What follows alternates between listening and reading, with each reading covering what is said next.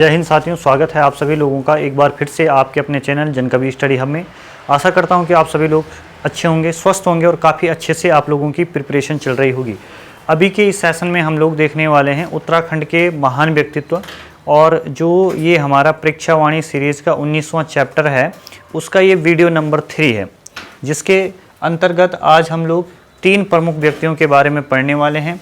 एक है आपके बलदेव सिंह आर्य, दूसरे हैं आपके पंडित गोविंद बल्लभ पंत और तीसरे आपके हर्षदेव ओली। ठीक है, तो इनके बारे में हम लोगों ने पढ़ना है और एक एक चीज़, ठीक है, बहुत सारे फैक्ट आप लोगों को यहाँ पर ऐसे देखने को मिलेंगे जो फैक्ट आपकी परीक्षावाणी में नहीं है और सिर्फ आपके किस में है, आपके अन्य किताबों में है। उनको यहाँ पर क्या कर दिया गया है, इंक्लूड कर दिया गया है। ठीक है, तो आप लोग एक एक चीज़ अच्छे से देखना, ठीक है, और उनको समझने का प्रयास करना। जिन्होंने पिछली 2 वीडियोस नहीं देखी है उन वीडियोस को आप लोग अच्छे से उनके नोट्स प्रिपेयर करना। तो सबसे पहले हम लोग देखना शुरू करते हैं बलदेव सिंह आर्य जी के बारे में।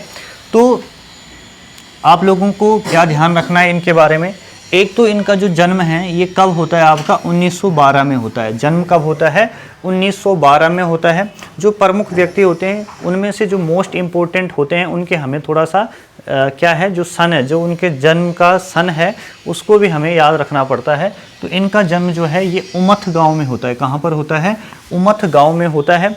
उसके अलावा आप लोगों को ध्यान रखना है कि सर्वाधिक लंबी अवधि तक, ठीक है, ये विधायक रहने वाले व्यक्ति है। उमथ गांव कहाँ पड़ता है, आपका अल्मोड़ा के अंदर है। ठीक है, कहाँ है आपका, अल्मोड़ा में ये पड़ता है।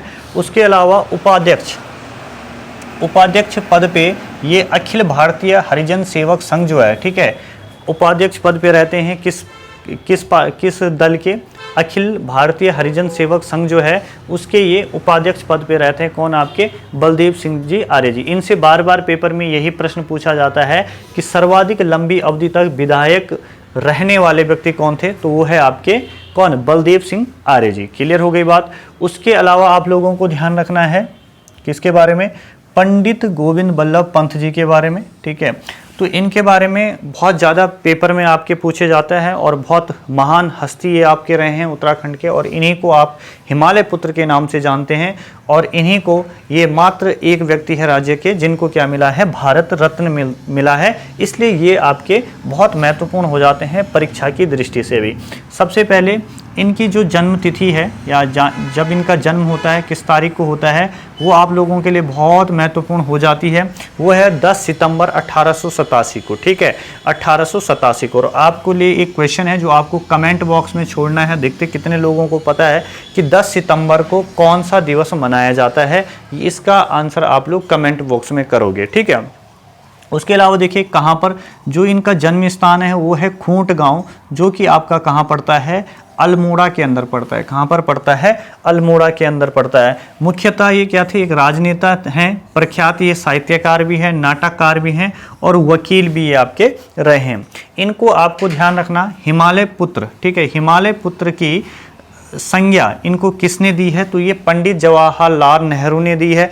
क्यों दी है, उसके पीछे की कहानी भी आप लोग थोड़ा सा देख लेना कि आप लोगों को पता होगा कि साइमन कमीशन का विरोध चल रहा था, साइमन कमीशन का, और कब चल रहा था, 1928 के अंदर। ठीक है, तो आप लोगों ने तो सुना, एक इतिहास में आप लोगों ने एक घटना सुनी होगी कि अंग्रेजों की लाठियों से जो लाला लाजपत राय है उनकी मृत्यु हो जाती है। ठीक है, तो उसी प्रकार से पंडित नेहरू के ऊपर भी क्या है, उस टाइम पर साइमन कमीशन का जब विरोध हो रहा था तो अंग्रेजों के द्वारा लाठी बरसाई जा रही थी पीटी नेहरू के ऊपर।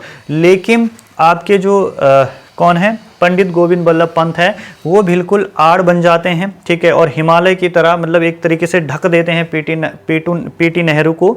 और जो लाठियाँ किसके ऊपर बरसनी थी, पीटी नेहरू के ऊपर बरसनी थी, या जो चोटें पीटी नेहरू को लगनी थी वो किसको लग जाती है, आपके पंडित गोविंद बल्लभ पंत को लग जाती है। तो इतनी बातें आप लोगों को ध्यान रखनी है। तो जब आपका पंडित गोविंद बल्लभ पंत का निधन भी हुआ था तो उस टाइम पर पंडित जवाहरलाल नेहरू ने एक कथन कहा था।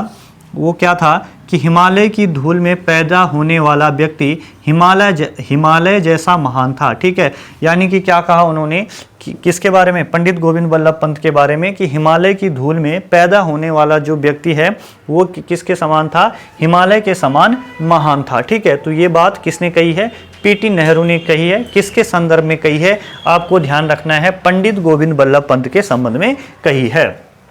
चलिए उसके अलावा आप लोग देखिए और क्या आप लोगों के लिए महत्वपूर्ण है एग्जाम की दृष्टि से। इनके पिता का नाम पूछा जा सकता है तो मनोरथ पंत है, और पत्नी का नाम पूछा जाता है तो गंगा देवी है। ठीक है, जितनी बातें मैंने यहाँ पर लिखी है हूबहू आप लोगों ने अपनी कॉपी के अंदर भी वो चीज़ें नोट डाउन करनी है। उसके अलावा 1914 में इनके द्वारा प्रेम सभा की स्थापना की जाती है, और कहाँ पर की जाती है, वो की जाती है काशीपुर के अंदर। कहाँ पर की जाती है, काशीपुर। और काशीपुर पता है आपको कहाँ है, यूएस नगर के अंदर है। और काशीपुर का अगर प्राचीन नाम अगर आपसे पूछा जाता है तो प्राचीन नाम क्या है आपका, गोबिशाण भी आप किसको कहते हैं, काशीपुर को कहते हैं। क्लियर है बात। ठीक है, इस प्रेम सभा का उद्देश्य क्या था, इसका एम क्या था इसके गठन का, तो इसके गठन का एम था आपका हिंदी का प्रचार प्रसार करना। ठीक है, हिंदी का प्रचार प्रसार करना इसका क्या था, प्रमुख उद्देश्य था। ये जो आपकी प्रेम सभा है ये काशी नागरी प्राचरणी सभा की एक क्या है, आपकी एक शाखा है। ठीक है, उसके अलावा आप लोगों को ध्यान रखना है, एक तो प्रेम सभा का इन्होंने गठन किया था, एक इन्होंने 1903 के अंदर हैप्पी क्लब की स्थापना की थी। ये हैप्पी क्लब वाला क्वेश्चन भी जो है वो बहुत बार आपके एग्जाम में पूछ लिया जाता है। क्लियर हो गई बात। उसके बाद 1923 का देखिए आप लोग, 1923 में ये स्वराज पार्टी के टिकट पर विधान परिषद के सदस्य बनते हैं। ठीक है, और जिस जिले से कई बार क्या पूछा जाता है कि कहाँ से बने। ठीक है, तो जिस जिले से बने वो था जहाँ से इन्होंने अपना आवेदन किया था वो नैनीताल जिला था। ठीक है, नैनीताल जिला। उसके अलावा 1927 में अध्यक्ष रहते हैं संयुक्त प्रांत की कांग्रेस कमेटी के। ठीक है, यानी कि संयुक्त प्रांत जिसे आज का उत्तर प्रदेश कहते हैं, तो संयुक्त प्रांत की कांग्रेस कमेटी के क्या है, अध्यक्ष रहते हैं। उसके अलावा आप लोगों को ध्यान रखना है 1934 में ये अध्यक्ष रहते हैं आपके किसके, अखिल भारतीय संसदीय बोर्ड के। ठीक है, अखिल भारतीय संसदीय बोर्ड के ये क्या रहते हैं, अध्यक्ष रहते हैं। कब, 1934 के अंदर। ठीक है, चलिए उसके बाद क्या है, आपको पता है पूरे देश में आपका कौन सा आंदोलन चलता है, आपका आंदोलन चलता है भारत छोड़ो आंदोलन। तो उसी दौरान इनको अंग्रेजों के द्वारा 9 अगस्त 1942 को, ठीक है, 9 अगस्त 1942 को इन्हें मुंबई से गिरफ्तार कर दिया जाता है। कहाँ से गिरफ्तार होते हैं, ये भी बहुत इंपॉर्टेंट है आपके एग्जाम की दृष्टि से।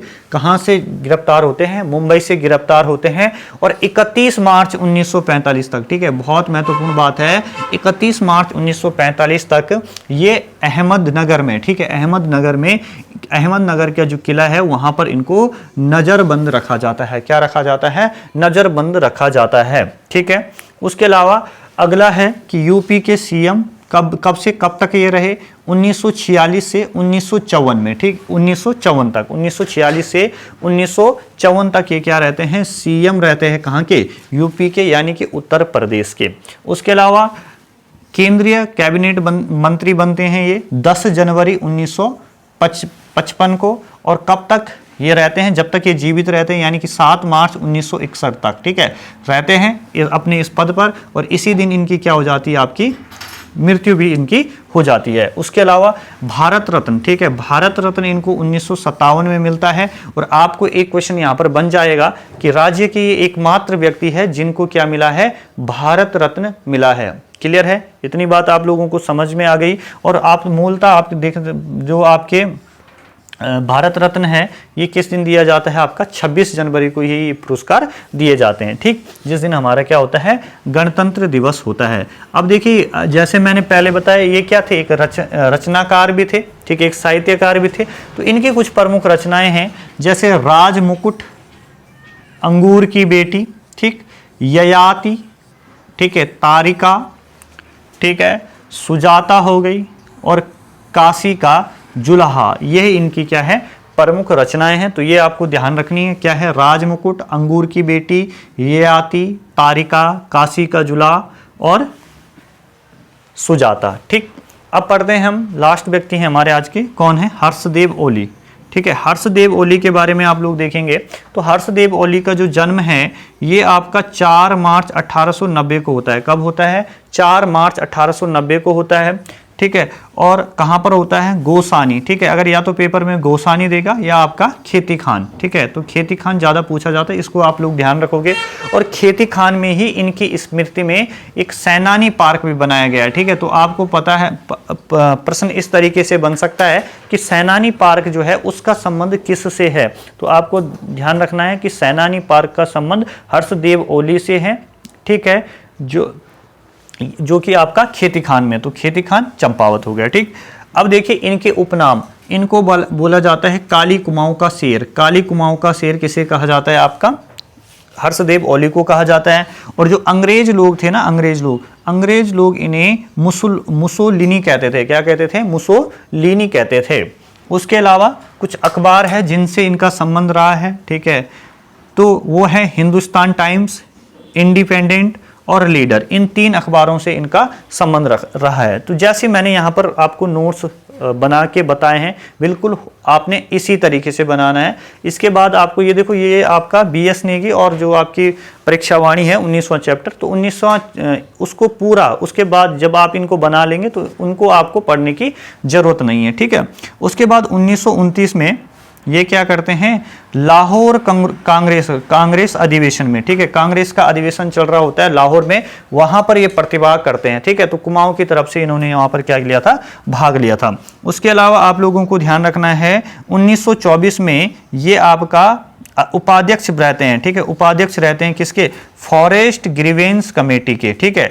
तो जो आपसे पूछा जाएगा कि ये फॉरेस्ट ग्रीवेंस कमेटी का गठन कब हुआ था, तो आपको ध्यान रखना है 13 अप्रैल 1921 में, ठीक है। और किसने किया था, तो वो था पर्सी विडम। ये मैं आपको पहले भी अजय राउत वाली सीरीज में बता चुका हूं।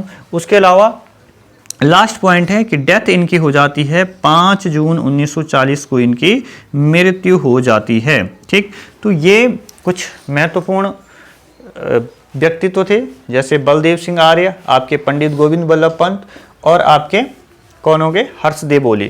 तो इनके बारे में हम लोगों ने पढ़ा और 3 वीडियो हमारे हो चुके हैं, ठीक है। तो जैसे 2-2, 3-3 राइटर भी, अगर 3-3 जो महान व्यक्तित्व है उनको भी अगर हम देखते हैं तो बहुत जल्दी ये सीरीज आपकी कंप्लीट हो जाएगी। ज़्यादा से ज़्यादा अगर 10 वीडियोस भी आती हैं तो 10 वीडियोस के अंदर 30-40 जो महान व्यक्तित्व होंगे वो हमारे कंप्लीट हो जाएंगे। बस आप लोगों का काम इतना है कि आप लोग इनके प्रॉपर नोट्स बनाएं, ठीक है। और ये जो कंटेंट मैं आप लोगों को प्रोवाइड करा रहा हूँ ये किसी भी कोचिंग संस्थान से बढ़कर ही होगा, ठीक है, उससे घटकर नहीं। एक भी चीज़ देखिए, अजय राउत वाली बहुत सारे बच्चे पूछते हैं कि अजय राउत वाली सीरीज सर आपने रोकी क्यों है, ठीक है। अजय राउत वाली सीरीज इसलिए रोकी मैंने क्योंकि जिस तरीके की गुणवत्ता मैं उन वीडियोज में देना चाहता था उस टाइप से, क्योंकि वो 1 लाइनर फैक्ट हो रहे थे, ठीक है, और समय कम है, तो मैं उसको बहुत पहले जो आपके लिए बहुत ज़्यादा ज़रूरी है उसको लाके, और उसके बाद जब समय रहेगा, भरपूर समय रहेगा, तो उसके बाद उन वीडियोस को बहुत डिटेल वाइज आप लोगों के बीच अजय राउत लाई जाएगी, ठीक है। ऐसा आप लोग मान के चलिए। तब तक आप लोग जितनी भी ये वीडियोज़ हैं इनको आप लोग ज़रूर देखें। धन्यवाद।